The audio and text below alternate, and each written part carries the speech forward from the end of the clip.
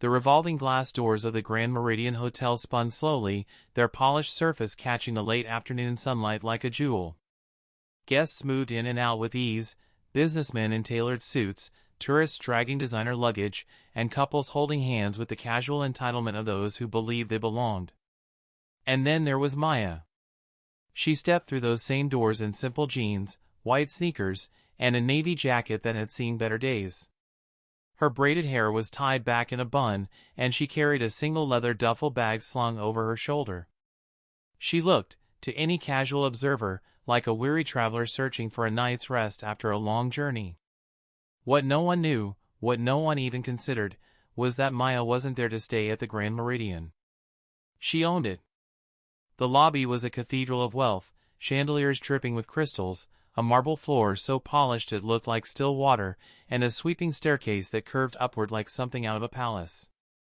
Everything screamed opulence, status, and exclusivity. But the moment Maya walked in, she could feel the shift in the air. Eyes followed her. Not the curious glance one gives a stranger, but the sharp, measuring gaze that sought to place her in a hierarchy. The front desk manager, a tall man in a crisp black suit with a name tag that read Richard, watched her approach with a polite smile that didn't quite reach his eyes. The two women behind him, assistants with tight buns and tighter expressions, exchanged a quick look that was impossible to miss. Maya placed her duffel down beside the desk and smiled. "Good evening. I have a reservation under Maya Roberts." Richard's fingers hovered over the keyboard, but he didn't type. Instead, he gave her a once-over, head to toe, then leaned on the counter slightly. "And you're certain it's for this hotel?" His tone carried a softness that was anything but kind, a deliberate condescension wrapped in professional politeness. Maya tilted her head. "Yes. This one." He finally began to type, slow and exaggerated, as though doing her a favor. After a pause, he looked back up and sighed. "I'm afraid I don't see your name here. And we are fully booked." The words landed with the practiced finality of someone who'd said them before, to people he believed didn't belong. Behind him, one of the assistants smirked. The other leaned close, whispering just loud enough that Maya caught a faint, "Of course not." They chuckled quietly, believing she couldn't hear. Maya's smile didn't falter. "That's strange. Could you double-check?" "I booked directly through the executive system." Richard's lips pressed into a thin line, but his eyes held a gleam of satisfaction. "Our policy is clear. If it's not in the system, it doesn't exist." "I'm sorry, but there's nothing I can do." For a moment, Maya simply stood there, the quiet hum of the lobby filling the space between them. Around her, guests wheeled bags across marble floors, staff in golden uniforms carried trays of champagne flutes, and no one, not one person, stepped in to challenge the injustice happening right in front of them. Richard leaned forward, lowering his voice but not his smugness. "We pride ourselves on keeping a certain standard here at the Meridian. I'm sure you understand." The implication dripped like poison. A standard she didn't fit. Maya's hand slipped casually into her jacket pocket, fingers brushing against her phone. For an instant, she debated. She could end this charade right here, reveal who she was, and watch the blood drain from his face. But something in her told her to wait. To let him keep digging. So she smiled, calm, unshaken. "I see. No room for me here, then?" "Unfortunately, no," Richard said, straightening with a finality that suggested victory. "Perhaps you'd be more comfortable at a different establishment down the street." Hook moment, the assistant chuckled again, whispering louder this time, "Yeah, maybe she'd fit better there." Maya's eyes flickered. Not with anger. Not yet. But with something deeper, sharper. A fire contained. She picked up her duffel bag, slung it back over her shoulder, and stepped aside from the counter. She pulled her phone out and pressed the record button, holding it low at her side. Her reflection in the polished marble floor looked calm, almost serene. In reality, she was counting down the minutes. Because in less than 10, the entire hotel would know exactly who they had just dismissed. The lobby of the Grand Meridian seemed louder now. Not because the sound had truly risen, but because every word, every whisper, every chuckle from the staff behind the desk pressed against Maya like a heavy drumbeat. She stood a few feet away, her phone recording silently, her face an unreadable mask. Richard, the front desk manager, was already moving on. He turned to greet the next guest, a man in a navy suit pulling a sleek silver suitcase, his voice suddenly warmer, brighter, dripping with the kind of customer service charm that had been denied to her just moments before. "Good evening, sir. Welcome to the Grand Meridian. Do you have a reservation with us?" The contrast was striking. The new guest received smiles, assistance, and even a bow of the head. Maya, in that same spot seconds earlier, had been treated as an inconvenience, a problem to be dismissed. The suited man slid his passport across the counter. "Yes. Under Alan Westwood." "Of course." Richard typed briskly, grinning. "Ah, here you are, our platinum suite. A very fine choice. Allow me to personally escort you." The assistants behind him chimed in with rehearsed cheer, their laughter like music reserved only for worthy clientele. Maya observed quietly, her phone still rolling. Then she stepped forward again. Her voice was calm, but it cut clean through the air. "Excuse me, Richard. I need you to check one more time for Maya Roberts. Executive reservation." The manager stiffened, annoyance flickering in his eyes. His polished smile cracked at the edges. "Ma'am, as I said, you are not in our system. There is no reservation under that name." "I booked directly through your corporate channel," Maya replied evenly. "The executive portal." One of the assistants, the one with the sharp cheekbones and colder stare, leaned forward, arms crossed. "Perhaps you made a mistake. These things happen. Not everyone is familiar with how our system works." Maya's eyes flicked toward her, steady, unblinking. "I'm quite familiar." The assistant smirked. "Be that as it may, we can't magically create a room for you. We're fully booked." She leaned back, her tone dropping just enough to be cruel. "Maybe if you had called ahead." Richard chuckled softly, as though to back her up. "We run at full occupancy every night. I suggest you try one of the budget hotels nearby. They might be able to accommodate." Budget hotels. The words hung in the air like a slap. A few guests in line shifted uncomfortably. One older woman frowned, watching the exchange, but said nothing. A young couple snickered quietly, clearly entertained by the humiliation. Others avoided eye contact altogether, their silence complicit. Maya inhaled slowly, her patience a calm sea over a roaring storm. She took a step closer to the counter, placing her phone directly on the marble. The red recording light blinked faintly. "Richard," she said softly, "are you absolutely certain there is no reservation for Maya Roberts? That I have no place here?"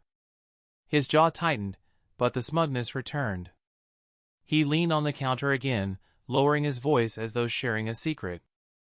"I'm certain. This is the Grand Meridian. We pride ourselves on maintaining a particular standard. We can't make exceptions. Not for everyone." There it was. The mask slipped. The truth slid out in that careful pause, not for everyone. Maya's lips curved, just barely. Not a smile, not yet, but the shadow of one. "Interesting. Thank you for clarifying." The assistant with the cheekbones tilted her head, eyes glinting. "What's interesting?" "That you seem so comfortable denying me service," Maya replied, her tone still calm. "That you're willing to say these things in front of an entire lobby full of people." Richard straightened. "Ma'am, if you're suggesting something inappropriate." "I'm not suggesting," Maya interrupted smoothly. "I'm recording." The blinking red light on her phone seemed to grow brighter. A murmur rippled through the nearby guests. A man pulled out his own phone and began filming. The young couple that had been snickering went silent. Richard's face paled, but only for a second. Then he forced a laugh. You're welcome to record, ma'am. It doesn't change the fact that you don't have a reservation. We follow policy. That's all there is to it. The assistant crossed her arms tighter, scoffing. Yes. Policy. We don't bend rules just because someone wants special treatment. Maya picked up her phone, sliding it back into her jacket pocket with deliberate care. Her eyes never left Richard's. Good, she said quietly. I like to see where people stand when they think no one is watching. Her words landed with a strange weight. Richard blinked, unsettled, though he tried not to show it. Maya turned, her duffel swaying gently at her side. She didn't storm off. She didn't raise her voice. She simply walked toward one of the velvet armchairs in the lounge, sat down gracefully, and pulled out her phone again. Her reflection in the gold-tinted windows looked calm, composed. But inside, she was counting. 9 minutes. That was all it would take. 9 minutes until Richard and his entire staff learned exactly who they had denied. The ticking of the antique clock in the Grand Meridian's lobby echoed faintly, each second heavier than the last. Maya sat in her velvet armchair near the lounge, posture perfectly composed, her phone glowing faintly in her hand. She wasn't scrolling. She wasn't texting. She was simply waiting. Richard and his staff, meanwhile, stole glances in her direction. They had laughed only minutes ago, confident in their dismissal of her. Now, their confidence was cracking, their smiles tightening into nervous grimaces. The murmur of guests filled the air. Some whispered, "Did you hear what she said?" Recording everything. Others quietly pulled out their phones, pretending to check emails but aiming their cameras at the scene. The story was already spreading, thread by thread, tweet by tweet. Maya's phone buzzed.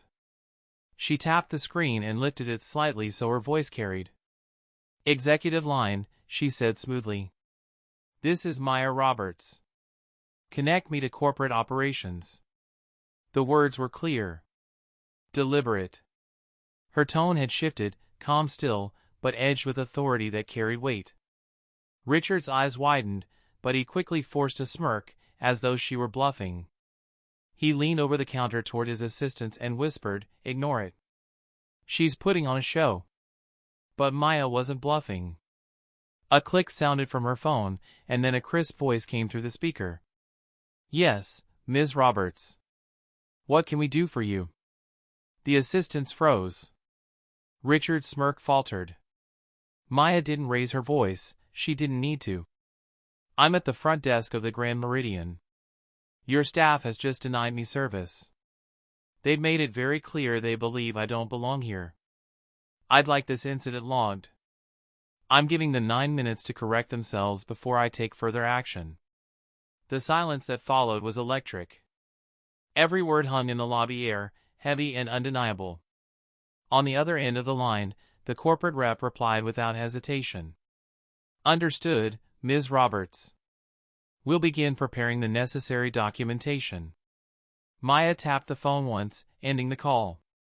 She placed it calmly on the table beside her, the recording still blinking red. Then she folded her hands neatly in her lap and glanced at the clock again. 8 minutes left. A ripple of shock moved through the guests gathered nearby. Someone muttered, "Did she just say Ms. Roberts? As in, the Roberts Group?" "Yes," another whispered, pulling up a quick search on their phone. "She's the CEO. The owner." "Oh my God." Richard's face drained of color. He straightened, tugging at his tie as though the silk had suddenly tightened into a noose. This is a misunderstanding," he stammered, his voice louder now, desperate to sound in control. Maya looked at him from across the lobby, her gaze steady, unflinching. "Is it?" Her calmness unnerved him more than rage ever could. One of the assistants tried to recover, plastering on a fake smile. "Ms. Roberts, we didn't mean any disrespect. If we'd known." Maya cut her off with a raised hand, sharp and precise. "That's exactly the point. You didn't know. And you showed me exactly who you were when you thought I was no one." The words sliced through the room. Gasps followed, whispers buzzing louder. Guests recorded openly now, phones lifted high. Richard swallowed hard. His earlier arrogance had evaporated, replaced with sweat glistening on his brow. Perhaps we can fix this. Let me find you a suite. Maya stood slowly, her presence commanding the entire lobby. No. You had your chance. She picked up her phone, sliding it into her jacket, then shouldered her duffel bag once more. Her voice carried, calm but firm, resonating across marble and glass. You will not speak. You will not bargain. Inexactly, she checked the clock deliberately, 7 minutes, your employment here will end. All of you. The assistants gasped. Richard's mouth fell open. A glass clinked somewhere in the background as a guest nearly dropped their drink. Maya didn't flinch. She turned back toward her chair, sat down again with perfect poise, and crossed her legs. The countdown had begun. And the staff of the Grand Meridian knew they were watching the final minutes of their careers tick away. The antique clock above the concierge desk ticked, its brass pendulum swinging with a steady rhythm that suddenly felt deafening. To everyone in the lobby, those seconds weren't just time passing, they were a countdown. Maya sat perfectly composed in the velvet armchair, her duffel bag resting beside her like an afterthought. She wasn't fidgeting, wasn't scrolling her phone. She simply waited, her gaze occasionally flicking to the gilded hands of the clock. Calm. Poised. In control. Richard, however, was unraveling. The once confident manager paced behind the desk, pulling at his tie until the knot was nearly undone. His assistants whispered frantically, trying to figure out what to do, their faces pale with fear. The arrogance that had laced their voices minutes ago had been stripped away, leaving only panic. She can't fire us all, one whispered. She owns the hotel, the other hissed back. She can do whatever she wants. 6 minutes, Maya said softly, her voice carrying across the marble floor like a bell. Every guest turned toward her. Cameras were already out, phones lifted high, capturing every second. Hashtags had begun to swirl online, hashtag hotel owner, hashtag fired in 9, hashtag Grand Meridian scandal. The story was no longer confined to the glittering lobby, it was exploding across the internet in real time. Richard stepped forward, forcing a smile that trembled at the edges. Ms. Roberts, please, this is unnecessary. Surely we can talk about this privately. Maya's eyes flicked up, sharp and unyielding. 5 minutes. The smile slid off his face like melting wax. The younger assistant bit her lip, desperation leaking into her tone. Ms. Roberts, we didn't mean it. We didn't realize who you were. And that, Maya interrupted, is exactly the problem. You didn't need to know who I was to treat me with basic respect. Her words rang through the lobby, silencing even the hum of conversation. Guests exchanged glances, some nodding, others whispering, all riveted. Richard's hands clenched into fists at his sides. You're overreacting. No one will support this. For minutes, Maya said, as calm as if she were announcing the weather. The assistants flinched. Richard swore under his breath. Meanwhile, in the corner of the lobby, a young man with a laptop open began live-streaming the entire scene. Viewers piled into the chat, comments scrolling faster than he could read. Is this real? She's a queen. Fire them all. The world outside the Meridian was watching, and the pressure in the room mounted with every passing second. Maya crossed one leg over the other, serene, her poise a sharp contrast to the chaos unraveling around her. 3 minutes. The assistants exchanged a look of pure terror. One of them grabbed Richard's arm. Do something, she hissed. Richard slammed his palm on the counter, startling everyone nearby. This is ridiculous. You're embarrassing yourself, Roberts. Maya rose smoothly from her chair, her shadow stretching long across the marble under the chandelier's light. She stepped closer to the front desk, her heels clicking with deliberate finality. 2 minutes. Her words dropped like a hammer. The entire staff behind the desk seemed to shrink. The guests leaned forward, breathless. Phones stayed raised like glowing witnesses, recording every frame of the unraveling. Richard's face had gone scarlet.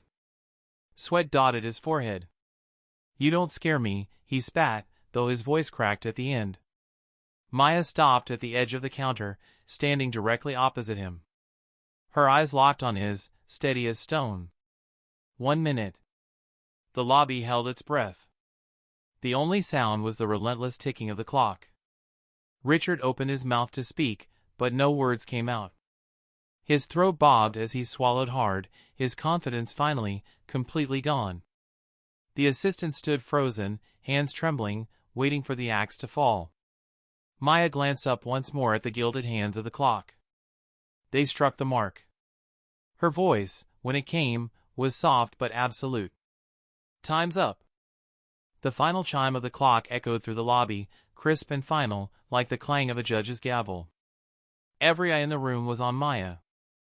The phones, the whispers, the hidden gasps, all fell silent as she stepped up to the front desk. Richard tried to hold his ground, but the tremor in his jaw betrayed him. His assistants hovered just behind, pale and wide-eyed, as though bracing for an invisible storm. Maya placed her duffel bag gently on the marble counter, then rested both hands on its edge. Her voice was steady, deliberate. "As of this moment, your employment at the Grand Meridian is terminated." The words were delivered with the weight of a verdict. Richard blinked, his mouth opening and closing like a man gasping for air. You can't just." "I can," Maya interrupted sharply. "And I just did." The assistant staggered back a step. One covered her mouth with trembling fingers. The other whispered, "Oh my God." Maya continued, her tone calm but cutting. "I gave you every opportunity to correct yourselves. You doubled down. You laughed. You made it clear you believed I wasn't worthy of basic courtesy. That is not a mistake. That is character. And character has consequences." Richard slammed his palm against the desk again, desperate, his voice breaking. "This isn't fair. You tricked us, pretending to be a guest." "Pretending?" Maya's eyebrow arched, her gaze icy. "Guests are the only reason this hotel exists. If you can't respect them all equally, you have no business standing behind this desk." The guests in the lobby erupted in murmurs. A few clapped quietly, emboldened by her words. Someone in the back shouted, "Tell them." Maya raised her hand slightly, silencing the room. Security. 2 uniformed guards, already waiting at the edge of the lobby, stepped forward at her command. Their heavy boots echoed against the marble as they approached the front desk. Richard's bravado collapsed. He raised his hands instinctively, stepping back. Wait! We can fix this. We'll comp your stay, we'll..." Maya's voice cut clean through his pleading. "You don't negotiate with me. Not anymore. Gather your belongings and leave the property immediately." The assistants broke down in tears, one sobbing openly, the other begging. "Please, Ms. Roberts, we didn't mean it, we just..." "You did," Maya replied coldly. "And you showed the world exactly who you are. That recording isn't going anywhere." Phones in the crowd caught every word. The hashtag fired in 9 now surged across social media feeds, trending in multiple cities. Viewers commented in real time, "This is legendary. Justice served live. Don't mess with Maya Roberts." Richard tried one last gambit, pointing a shaking finger at her. "You'll regret this. Staff are hard to replace, you'll ruin your own hotel." Maya leaned forward, her voice low but devastatingly clear. "I don't regret cutting out rot. And make no mistake, you were the rot." Gasps rippled across the lobby. The security guards flanked Richard and the assistants, guiding them firmly toward the side entrance. Richard struggled, shouting protests, but his words were drowned out by the sound of clapping. Guests, one by one, began to applaud. Some whistled, others cheered. The moment the disgraced staff were escorted out, the energy in the lobby shifted. The oppressive tension dissolved, replaced by a current of awe. Maya stood tall, scanning the faces around her. Phones still recorded, but now their cameras captured a woman who had taken full command of the empire she built. "You deserve better," she said, addressing the guests directly. "And you will have it. Effective immediately, interim staff from our corporate office will arrive to take over operations. This hotel will not close for a single night." Applause thundered louder. Some guests even stood from their seats, clapping with respect. Maya reached for her duffel, slinging it effortlessly over her shoulder.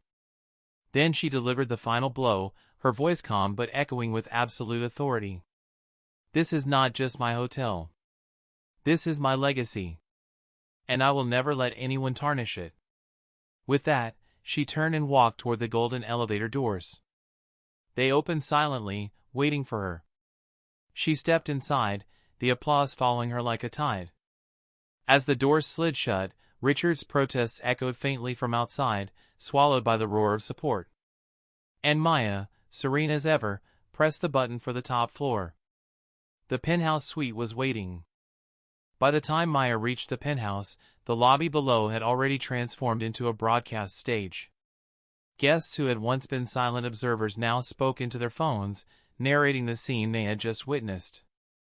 Hashtags multiplied by the second, hashtag fired in 9, hashtag Maya Roberts, hashtag Hotel Justice. On the 45th floor, Maya unlocked her suite and set her duffel bag down on the plush white carpet. She walked to the floor-to-ceiling windows, where the city skyline glittered like diamonds scattered on velvet. For the first time that evening, she allowed herself a quiet breath. But peace was brief. Her phone buzzed violently on the coffee table. Dozens of missed calls. Her assistant's name flashed at the top, "Lena, urgent." Maya answered calmly. "Yes, Lena." The younger woman's voice was breathless, half panicked, half thrilled. "Ma'am, it's everywhere. Twitter, Instagram, TikTok, you're trending #1 worldwide. CNN is already running the clip.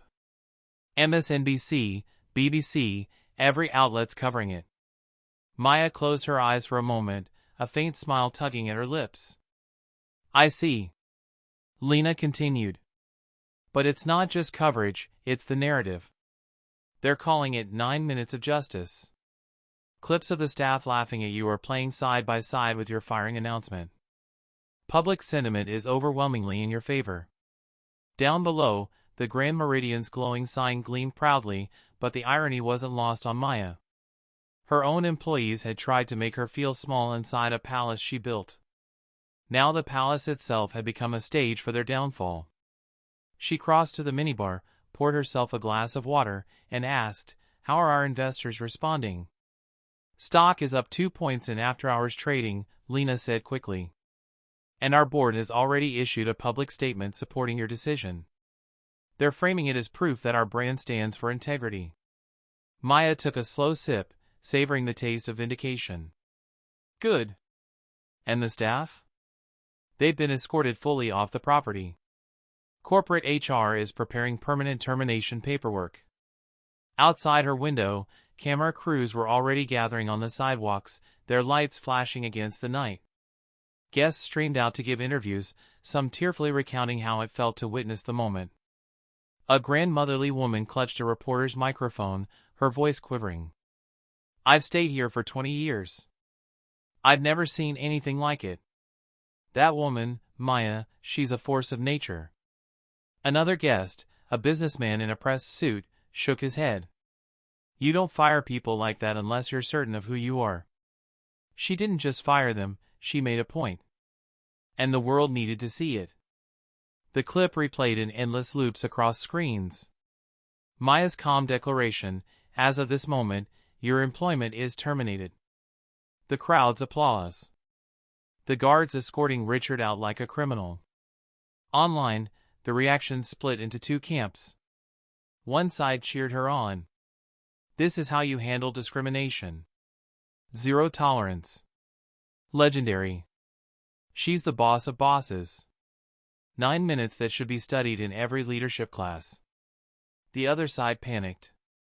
Anonymous accounts claiming to be hotel workers across the country posted warnings, check your biases, Maya Roberts isn't playing games. She owns half the city. Inside the suite, Maya's phone buzzed again. Lena texted her screenshots, trending charts, viral edits, fan art already depicting Maya as a queen with a crown of hotel keys. Maya set her glass down, unruffled. She neither reveled in the praise nor feared the criticism. She had made her move, and the world was simply adjusting to it. Then came the knock on the penthouse door.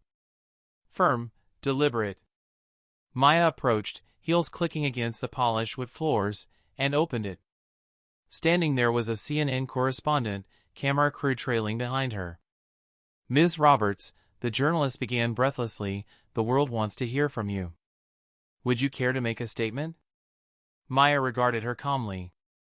For a moment, silence stretched, cameras rolling, anticipation tightening like a coil. Then Maya spoke, her voice steady as ever. I don't tolerate disrespect. Not to me, not to my guests, not in my house.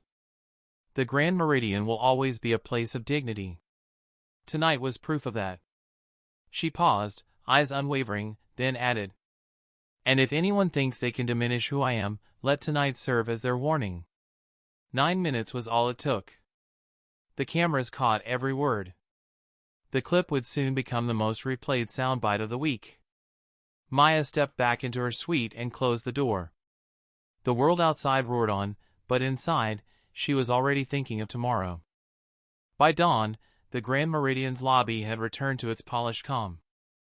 The marble floors gleamed, the chandelier sparkled, and a temporary skeleton crew, pulled in overnight from corporate headquarters, moved with swift efficiency. But outside the glass doors, satellite vans, reporters, and camera crews crowded the sidewalks, refusing to disperse. The world was still buzzing. Boardrooms across the country lit up before sunrise. Executives, investors, and competitors leaned forward in leather chairs, screens glowing with the replay of Maya Roberts' decisive firing. On CNBC, a panel of analysts dissected every second of the clip. She didn't just fire employees, one analyst said, tapping the desk for emphasis. She reinforced a brand philosophy, swift accountability, zero tolerance for discrimination. Another chimed in, do you understand the scale of this? Within 9 minutes, she transformed what could have been a scandal into a viral moment of leadership. That is unprecedented. At the same time, across the globe, rivals seethed. In a private skyscraper in Hong Kong, the CEO of a competing luxury hotel chain slammed his fist against a conference table. She just hijacked the world's attention. One viral video, and suddenly our reputation looks weak by comparison. In Paris, executives at another group frantically drafted new inclusion and diversity campaigns. If Maya is setting this standard, we can't afford to be caught behind, their PR chief warned. Meanwhile, in New York, the Grand Meridian's board convened an emergency virtual meeting. Their faces filled a wall of screens in Maya's private penthouse suite, each director still half in pajamas or business suits, depending on their time zone. The chairman cleared his throat nervously. Maya, your actions last night, well, let's just say you've made headlines everywhere. Investors are calling. The media wants interviews. And frankly, he hesitated, his voice carrying both awe and fear. You've made this company untouchable. Maya, dressed in an immaculately tailored black suit, sat with her back to the glittering skyline. She didn't flinch. This company was already untouchable. Last night, I simply reminded the world of that. One board member, cautious and gray-haired, leaned closer to his webcam. Some say you were too harsh. That public firing set a dangerous precedent. Maya's gaze was cold steel. Harsh is allowing rot to spread until it kills the foundation. I won't allow bigotry to taint what I built. If anyone here has an issue with that, speak now. Silence. Not a single director dared. Finally, the chairman smiled thinly. Then it settled. We stand behind you, unanimously. Across news channels, public opinion reached a fever pitch. Morning talk shows replayed her soundbite. 9 minutes was all it took, as though it were scripture.